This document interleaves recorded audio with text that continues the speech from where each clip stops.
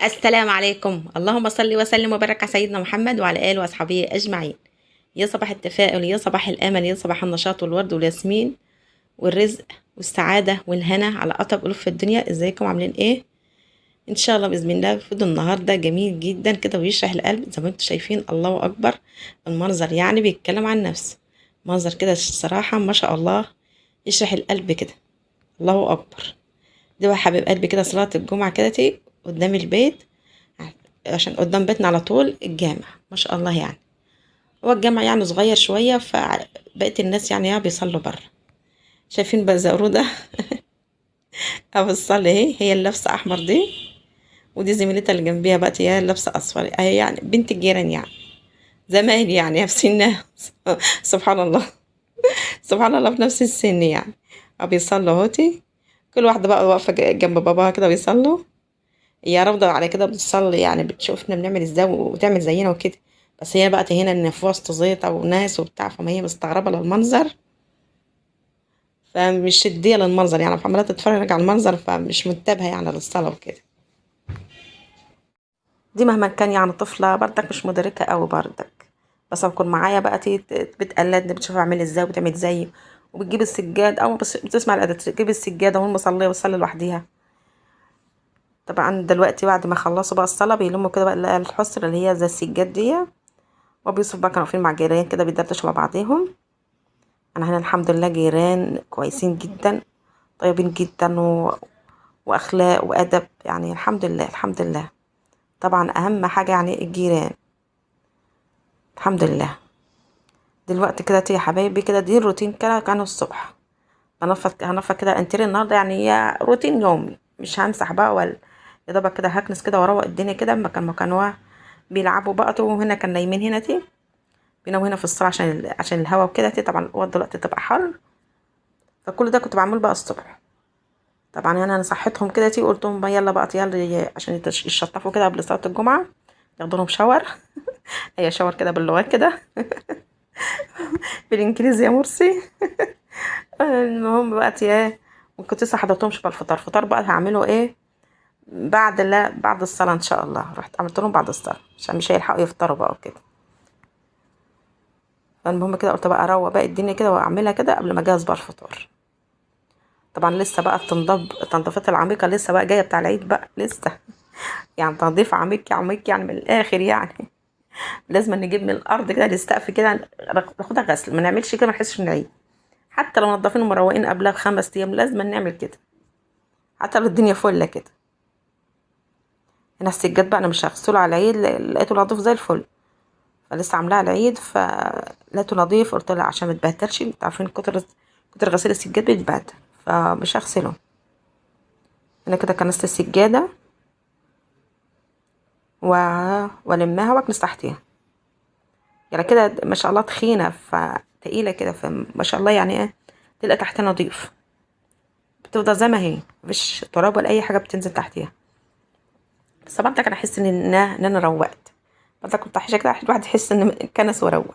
مش هجر بقى الانتريه ولا كده لسه ماسحه منضفه يعني تحتهم نضيف، بس هعمل بس كده مكان السجاد بس.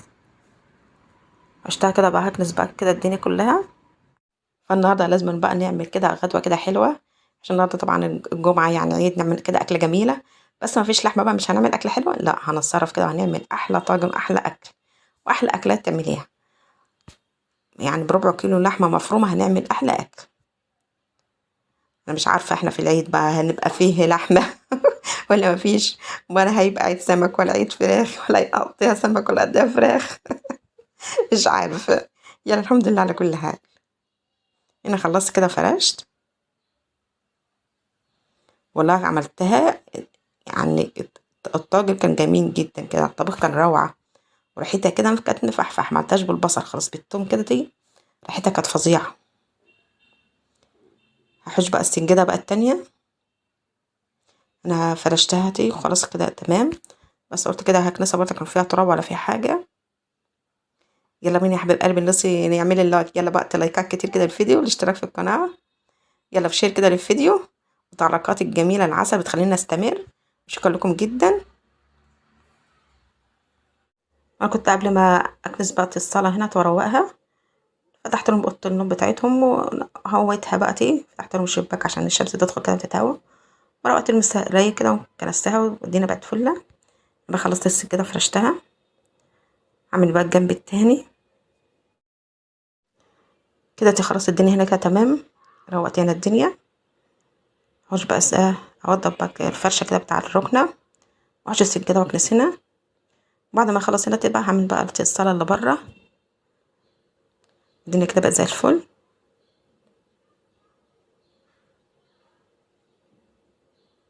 مشتها كده ونفضتها،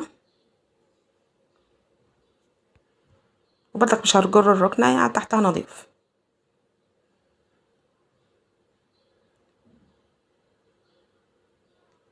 كنستي كده هرش بقى السجاده.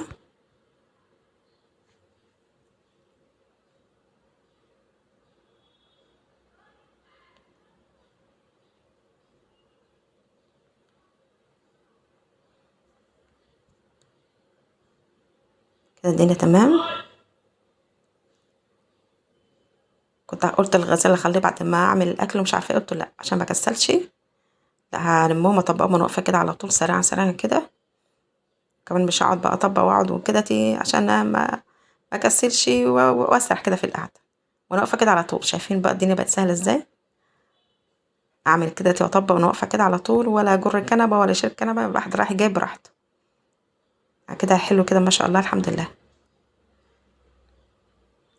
كمان بقى بلمهم في السبك كده بدل ما كنت هطبقهم واحطهم على الكنبه ورايحه جايه اشيل شويه واخده الباقي.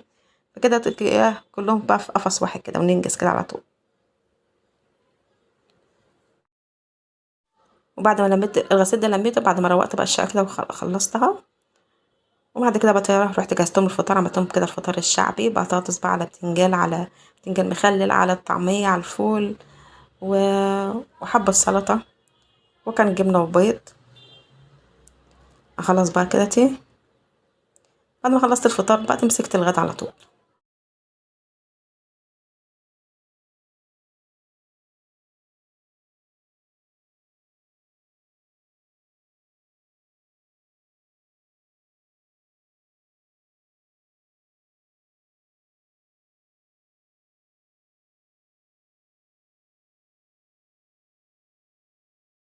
هنا بنزلت كده معلقة توم، وحطيت الكزبرة والفلفل الاسود والملح والبابريكا وبهارات.